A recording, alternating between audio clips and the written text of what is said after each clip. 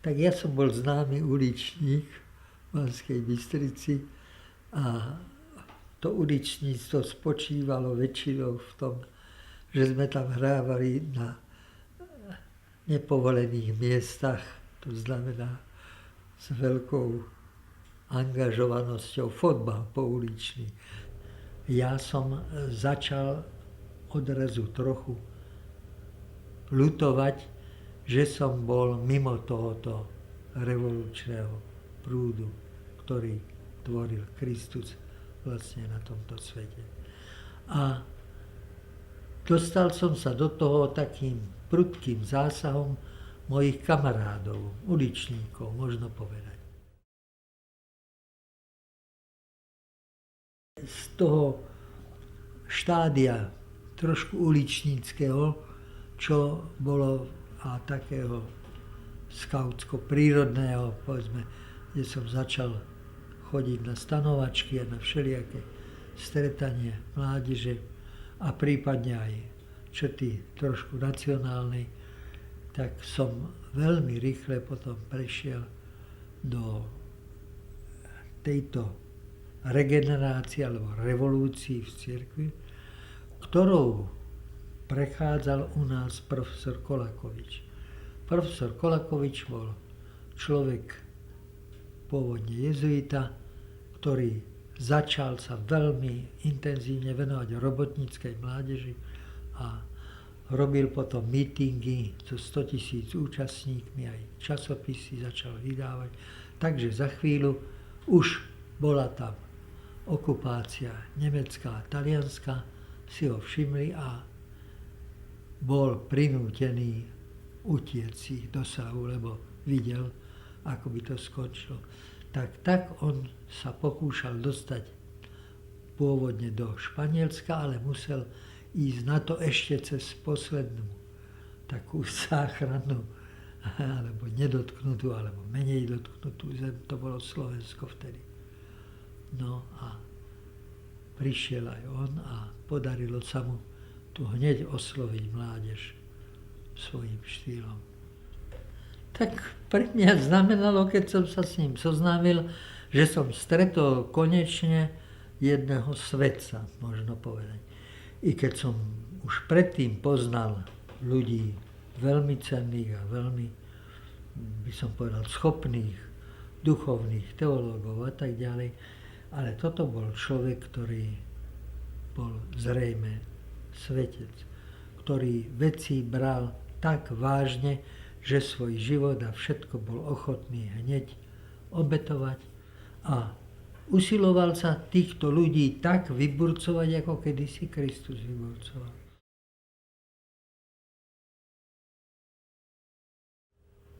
Čo ho ťahalo do Ruska? No láska. Láska, keď videl, koľko trpia tam ľudia a on bol človek reality. To znamená, ak počul, že tam je prenasledovanie, jemu nestačilo, že si nejakú knihu prečítal, tom alebo noviny. On si zbalil svojich minimum tých 5 švestiek do ruksaku toto a za chvíľu už cestoval do neznámej krajiny. Takto prišiel aj do Číny, keď sa dozvedel, že tam je prenasledovanie.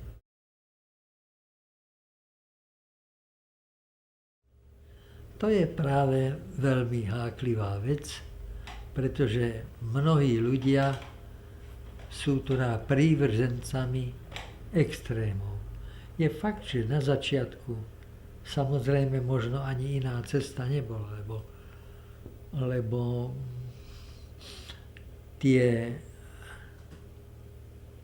tzv. Demokratické princípy sa väčšinou nedodržovali. Čiže robili sa tam skupiny, ktoré usilovali sa prevziať moc a tak kľudne tí, čo mali prevahu počtovú, početnú, tak prevzali aj prevahu rozhodujúcu. A to nebolo kresťanské, to bolo hneď narušením kresťanskej lásky a evanjelia. Tak sme vychádzali z evanjelia, aby sme všadiaľ prinášali lásku k človeku ako takému a lásku k ku všetkým národom. To bolo hneď jasné, že je to v rozpore s evanjeliom. Tak profesor sám, ale aj naše skupiny pomáhali ukrývať Židov a potom postupne sa to dostalo aj do Ríma. A jak viete, Svätý Otec tiež nariadil všetkým reholiam v tých krajoch, kde už začali nejaké deportácie. A Slovensko v tomto hralo významnú historickú rolu, lebo boli sme prví zodpovední informátori o situáciách, čo sa robí so Židmi v Osviečimi. Malý, by som povedal, potôčik z to veľkej mohutnej rieky okolo Kalakoviča, že tam potom na konci oni si našli čas aj na navštevovanie židovských rodín, hlavne s deťmi a ich povzbudzovania. Nakoniec potom Kolakovič spravil jedno úžasné, nie gesto by som povedal, ale pomoc, že tie deti, keď začala palba z minometov a tak ďalej, a kde boli oni aj poranené niektoré alebo zasiahnuté, takže postupne on usiloval sa na chrbtoch, v ruksaku a tak ďalej prenášať cez frontu, cez živú frontu. Cez túto. A myslím, že ich väčšinu zachránil Kolakovič. Takže už len z tohoto hľadiska, keď nemáme nejaké vyslovene nacionálne predsudky, tak je to veľká vec. To by sa malo dať veľmi dobre sklúbiť, pretože to bolo samozrejme kresťanský lekár v prvom rade mal byť, druhý Kristus tedy človek, ktorý svoj život zasvetil aj liečeniu, ale aj záchrane duševnej celých más a celých národov.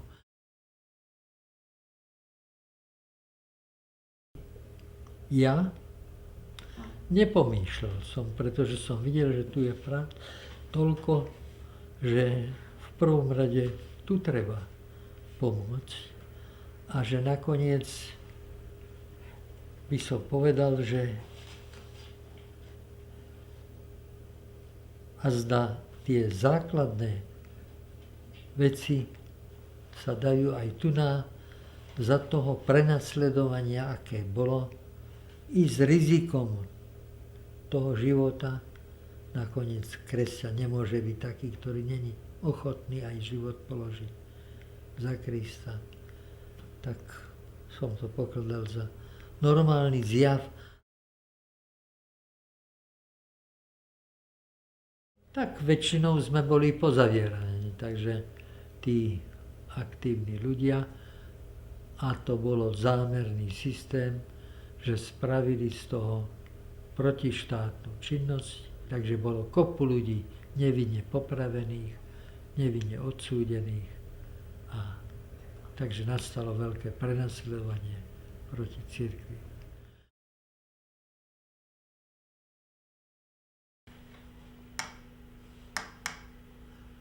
Tak toto je bodka a toto je čiarka. Tak týmto štýlom sa dá všetko možno povedať. Ja som spočiatku nechápal, čo to bolo, že tie steny tak sa divne chveli. Že tam bolo počuť raz, druhýkrát. A potom zase tak. A tak ďalej. Čiže to sa rozličiť dalo, tak sa to vypracovalo na určitý systém. A ráno, keď ste už trošku tomu rozumeli, tak ste mohli počuť, tu je katolícka akcia, laický apoštolát. Hľadáme hlavne naše sestry na 3. poschodí. Hej. Tam boli dievčatá zavreté a to boli väčšinou zamestnané na poštách a na všelijakých takých.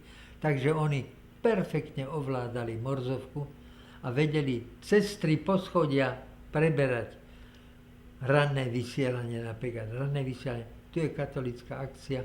Pozor, pozor, budeme dávať hlavné body pre rannú meditáciu z Evanjeliu svätého Jana. A tí ľudia, čo vedeli z pamäti Bibliu, tak tí mohli celú Bibliu im postupne, lebo tam mal každý čas. Samozrejme, že keď niekoho prichotili, tak ho dali do korekcie takzvané. To by som musel vysvetľovať ešte, čo to je. To je zostrené väzenie vo väzení ešte. Ja som hneď tiež za Morzovku sedel s niekoľkými. To boli také zvláštne cely, kde ešte uvnútri celý bola klietka vlastne. Taký malý priestor, kde si človek ani sadnúť nemohol. Niekedy takže človeku ráno začalo tým v tých tzv. Chladničkách. Hej. Vtedy sme začínali budíček tým, že sme začali sa inventúru. To znamená nos, mám ešte nos, lebo to bol kus skaly, zmrznutý. Hej. No, ešte mám nos. Potom pravé ucho, mám ešte, ľavé ucho, mám ešte. To som vôbec necítil. Tie prsty som necítil niektoré a tak ďalej. Takže začínalo každé také prebranie človeka z tohoto mučenia. To bolo veľmi zlomyselné mučenie. Zase môžu povedať, že sa vás nedotkli. Čo hovoríte? Že ste vy spánšteli, že ste vy žili v nejakej vykúrenej miestnosti. Koľkí ľudia nemajú vôbec kúrenia, cigáni musia bez kúrenia prežiť a prežijú a tak ďalej. Tak čo je to? To nie je žiadne mučenie. Len si prečítajte tu nejakú knižku. My ešte v Košiciach mi dávali stáť 50 hodín, povedzme si pamätám, 50 hodín som raz, tak som už prakticky omdlieval pri tom. Obávam sa, že ľudia podceňujú tú druhú časť toho duševného utrpenia a to duševné utrpenie nie nadarmo bolo rozpoznané tými vedeckými nakoniec skupinami, že je to veľmi rafinované a tie tzv., jak ich ja nazývam, rukavičkové metódy, kde na vás ani ruku nepoložia, ale dajú do izolácie alebo do iných takých duchovných mučení, je o mnoho horšie ako vlastné mučenie. Ja vám môžem povedať, že niekedy v tých najhorších väzeniach, to boli väčšinou väzenia priamo riadené ministerstvom vnútra, tak my sme sa niekedy potešili, keď nás bili alebo mučili nejakým fyzickým spôsobom, lebo aj to bola zmena.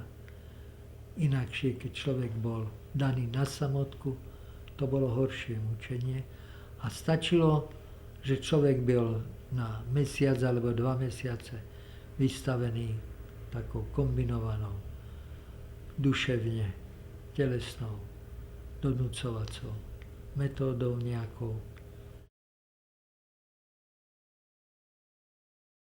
To v tých knihách máte tiež, prečo sa titulujem tu najdôležitejšie, že to nás zachránilo. Lebo každý sa bude diviť, veď ja som to tiež prežil. Akože som ja na tieto metódy neprišiel.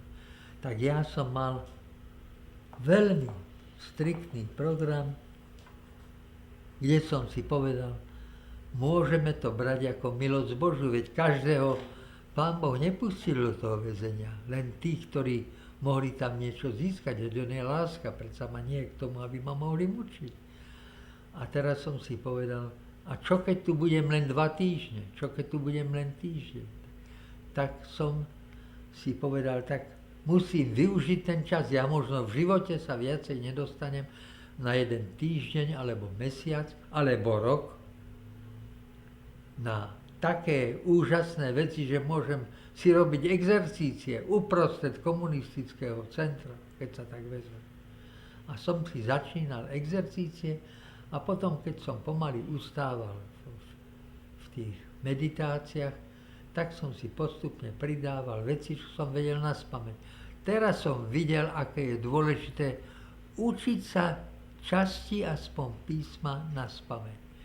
Začal som s tým, že som skúsil, čo ma najviacej straší. A skúsil som oprieť sa do toho. Povedať, Pán Ježiš trpel viac alebo menej? Ak viac trpel a trpel za teba a za tvoje hriechy, no nestojí ti to ísť po jeho ceste? Ale budeš mať už ľahšiu cestu ako Pán Ježiš, lebo on ti bude stáť pri tebe. Keď on vedel tam človeka priviesť lotra, vraha a kanonizovať ho, len za to, že povedal, my tu trpíme správne, ale tento nikomu neublížil. To znamená, že sa obrátil a oľutoval vlastne celý svoj život. Tak tuto máte kanonizáciu Kristovu, aká nemá páru. Aká nemá páru. Ale Kristus nám chcel ukázať spôsob, akým on hodnotí ľudí. Že keď je ten človek dobrý a príde na takú vec, že tu tento človek trpí nevinne, to znamená, že to je vykonštruované a my sme si to zaslúžili, tak to je vlastne ako keby celoživotnú spoveď spravil. Tak viacej od neho nemôžeme žiadať. No a preto právom bol on kanonizovaný na kríži. Tak potom mu mohli už lámať kosti, koľko chceli. Už ani pri tom nepovolil. Takže aj nám dá takú silu Boh potom, keď Kristovi dal takú silu.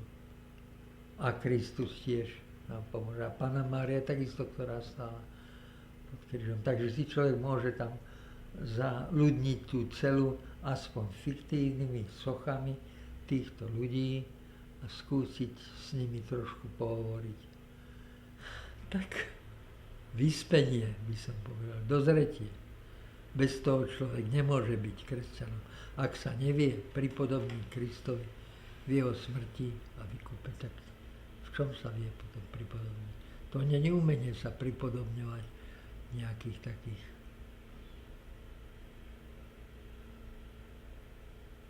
detských hračkách alebo v nejakých takých. To sa rád každý prispôsobí. Musíme sa vychovávať aj k tomu, aby sme vedeli prijať aj utrpenie.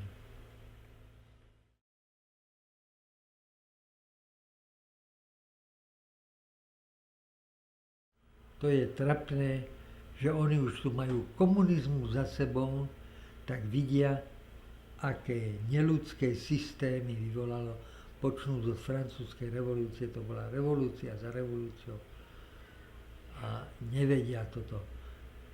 Teraz napríklad, keď sa robili tie rôzne reformy v daniach a v tomto tam, vždy na poslednom mieste boli tí chudobní. Na poslednom mieste. Takže nakoniec väčšinou takéto reformy museli končiť potom nejakými záchrannými akciami. Že štát musel platiť to minimum, ak nechcel, aby ľudia umierali na uliciach. Dneska už budú mať skôr problém, ako rozšíriť ten počet narodených, lebo už nemajú už odumierané. Tak to znamená, že buď to sa zmeníme podľa Evanjelia, alebo nakoniec prestaneme existovať. To sa nedá, tu sú určite biologické zákony, ktoré sme porušili. Dneska sa už vie pomaly, že ženy, ktoré užívajú tie rôzne formy antikoncepcie, že upadajú do rakoviny. Že tam sú určité spojenia, ktoré ešte nevieme dobre lekársky odhadnúť, ale už vieme, že ženy, ktoré užívajú určité antikonceptíva, že odrazu sa dostanú do takej veľmi nepríjemnej situácie, že dostávajú rakovinu. Takže nemusíme ich strašiť, na to len ich informovať o tom, aby vedeli, že čo to je.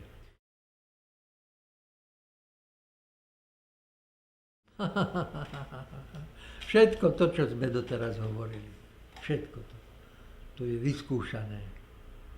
Takže to netreba už znovu ísť do väzenia. Nie. To znamená, musíme začať a musíme ľudí učiť odvahe. To znamená, keď boli ľudia, ktorí aj keď sa zatváralo, tak vedeli byť verní pri cirkvi, tak prečo by nemohli teraz, keď sa nezatvára. A hlavne, aby sme v prvom rade lásku mali, vedeli odpúšťať a vedeli oslovať tých najchudobnejších, tých posledných z posledných.